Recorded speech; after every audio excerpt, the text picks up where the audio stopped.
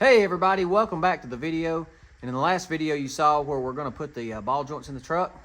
I'm not going to do a formal intro or all the music and all that good stuff, so let's just look and see what we're going to do.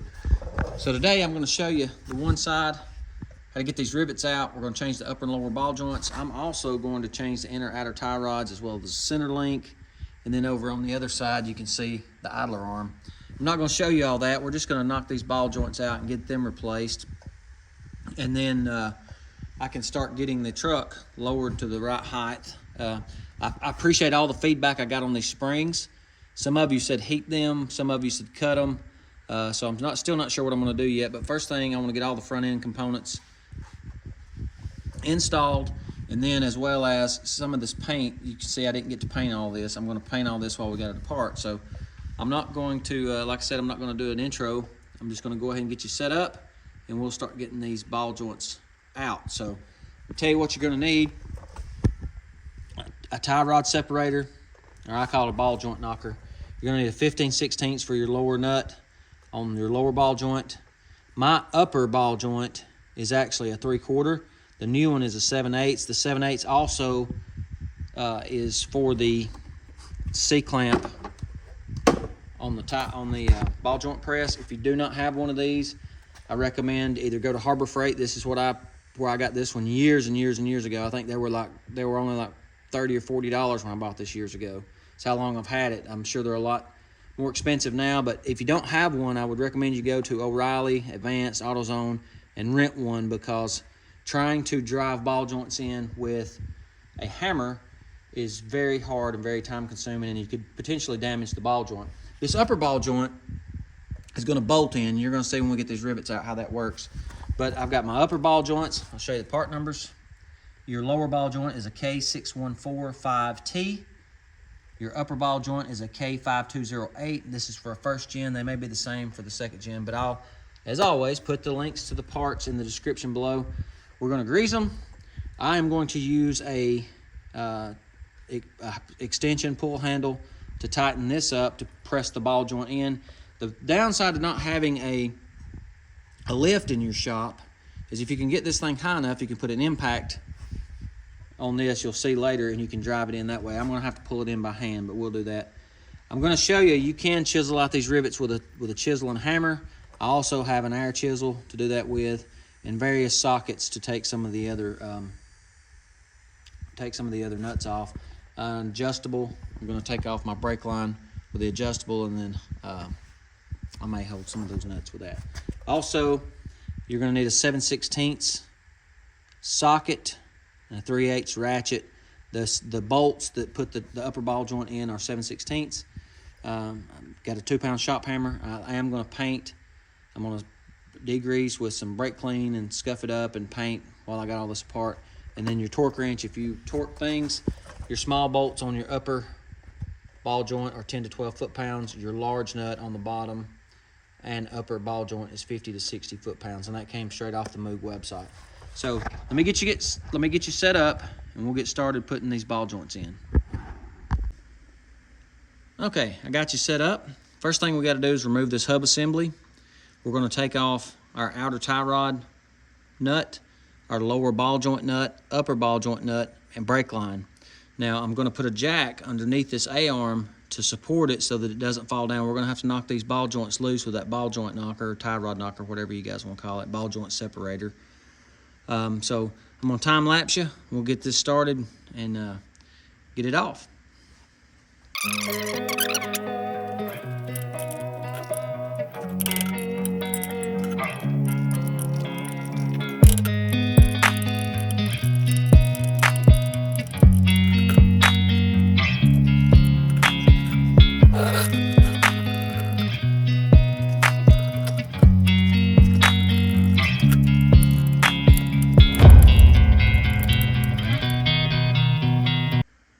And there you have it, guys.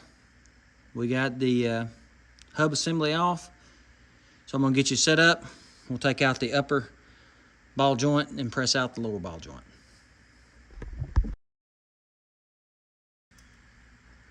Okay, I did reposition my jack. I like my jacks going out the front of the vehicle. I got a little weight support. If you notice, I got 2 jacks. When I use jack stands, if I can, I always try to place a little bit of tension on a jack just in case something were to fail. It's just an extra safety precaution. But this top ball joint is fairly easy to change. We knock out these 4 rivets. You can see them here. There's 1, 2, 3, 4. I'm gonna chisel one of them out for you, and then I'm gonna take the easy street and I'm gonna air chisel the other 3. But depending on how it goes, I mean, I may knock one of these out with a hand chisel, and it'd be a lot easier than messing with that air chisel. Then you can take a hammer and usually knock this ball joint out, the bottom ball joint. We're gonna clean all this up with some brake clean. We're gonna get all the rust and dirt and grime out of this hole, clean it up, apply a light coat of grease, and then press our other ball joint back in. So I'll go ahead and get you set up here. We're gonna knock these top rivets out. So let's get started.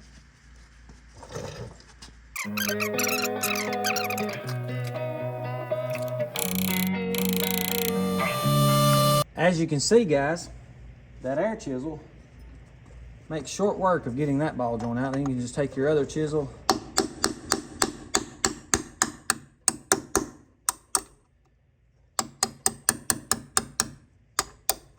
you can knock this ball joint right up.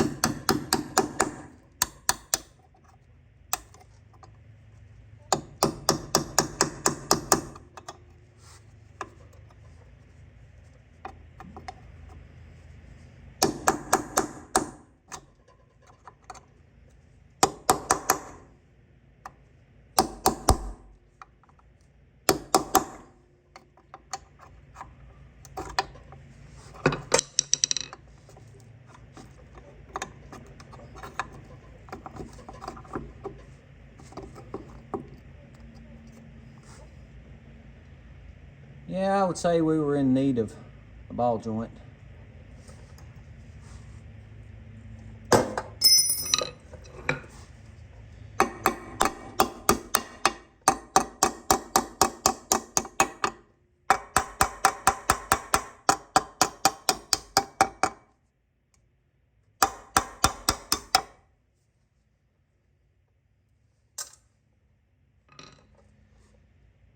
And there it is, guys.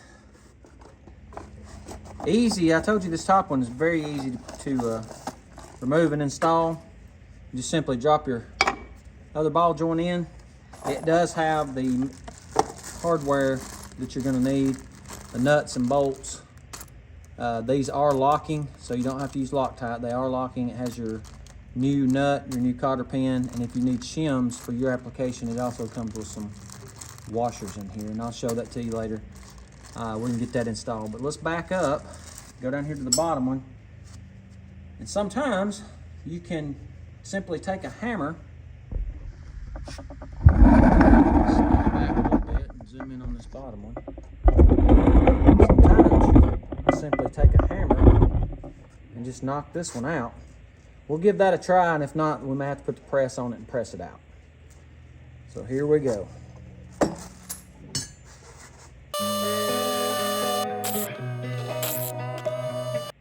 There's the bottom one, guys. Just drove it out with a hammer. Now I'm gonna cut you off. I'm gonna clean all this up with some brake clean, get all the dirt and rust out of here. We'll lube this up with some grease, and then we'll press our bottom one back in. That's gonna be the hardest one. And we'll come back, tighten these upper ball joint, the small nuts and bolts, up to 10 to 12 foot-pounds, and that'll end out the video. Okay, guys, I've changed angles on you again, and the reason is I want to show you what you're going to need to get this lower ball joint in. So you're going to need this size cup. You're going to need this puck here with a hole in the center. This goes on the top. Then you're going to need this puck. It's going to fit on the bottom, and what's going to happen is we're going to squeeze this ball joint.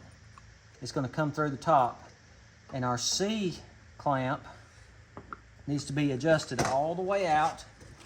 As you can see, and the hole is going to go on the top, so when we put it on here, this the ball joint is going to come through the top of the hole. So let me get it set up. This is going to be the most aggravating ball joint to put in. So what I'm going to do, I'm going to apply a little grease here, and around the ball joint. And then we'll get the, we'll get the C-clamp set up. I had to jack this thing up as high as I could get it. You may have to raise it up higher on jack stands. If you've got a lift, this will be super simple. But you want to press this thing from the bottom, and I'm gonna have to put my pull handle on here because this thing is hard to do. Like I said, if you've got a lift, you can put your truck on the lift, get it high enough where you can put an impact on the bottom of your C-clamp, and you can run this thing up in there smooth. Now, keep an eye on it because this ball joint can walk sideways going in there. Make sure that you've got it as straight as you can get it. So let me get you set up, and we'll get this one pressed in.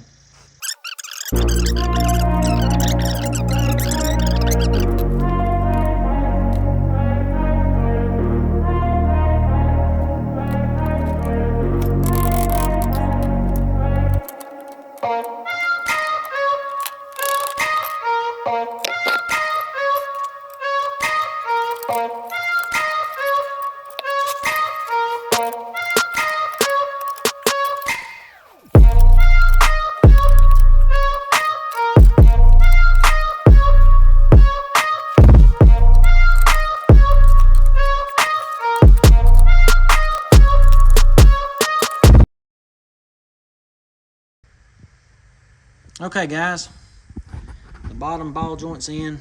I'm not gonna lie, I had to straighten it with a hammer. My press wouldn't press it straight, but if you work with it, you can get it. And if you notice, you can see under there, it's pressed all the way around even. Don't forget, put your grease fitting in. I took some brake clean and I brake cleaned around this. It had some little bit of grit in it, so I'm going to pump it full of grease until it comes out. Also, before you take your ball joint tool back, when you go to put your rubber boot on there, there is a ring that is just the perfect size to go over that to press this boot on here. This thing has a little piece of metal in the bottom, and it's a press fit over the bottom of this ball joint. So the last thing we got to do, torque these nuts to 10 to 12 foot-pounds. Put it all back together, get our brake line back on. I'm going to go ahead and I'm going to paint this with some black paint, get it cleaned up a little bit, and I'll show you the end result and we'll end out the video. Okay guys, ball joints are installed, front end components are installed. Let's go over and take a look and we'll end out the video. So as you can see, I've got the upper and lower ball joints installed. 50 to 60 foot-pounds on those nuts, and then on the top nuts here for the upper ball joint, those are 10 to 12 foot-pounds. I got my inner and outer tie rod with the adjustment sleeve installed, the center link, as well as the idler. The only thing I didn't replace on the steering components is the pitman arm. I did put Loctite on these bolts as it is front-end components, but other than that, that's gonna wind out the video. The only thing I'm gonna show you, I'm gonna pop up a picture. We'll put it up after I show you this. What I did, some of you are going to wonder how I got the adjustment or the length of this. I squared these straight up and down. Well, one of them is actually turned towards me this way. That would be the upper or the inner tie rod end, and the outer is turned straight up and down. I turned them straight up and down on the shop bench, and I'll post some pictures right here so you can see what I'm talking about. And as you can see, I took an overall measurement. And then on the adjustment sleeve on each side, I took a measurement from the end of the adjustment sleeve to the ball joint end or tie rod end, straight up and down, so I would have a measurement. I am going to take this truck to the front end shop, the alignment shop, and have everything aligned. But that gets everything brand new on the front end. So I appreciate you guys sticking around. Oh, one other thing. I use torque wrenches a lot in my shop, and I don't know if I talked about this in the last video, but anytime that you use a torque wrench, do not put it back in your case with the tension on it. Take the tension off your torque wrench, because when you put those torque wrenches in your cases with the springs collapsed, if it sets over a long period of time, it can cause your torque wrenches to go out of calibration. You may have already known that, you may have not. So if you learned something from that, hit that like button. Picked up a few more subscribers. Thank you guys. I appreciate every subscriber I've got. Keep coming back. Hit that subscribe button if you're not. I hope you guys have a great day. And we'll catch you guys in the next episode.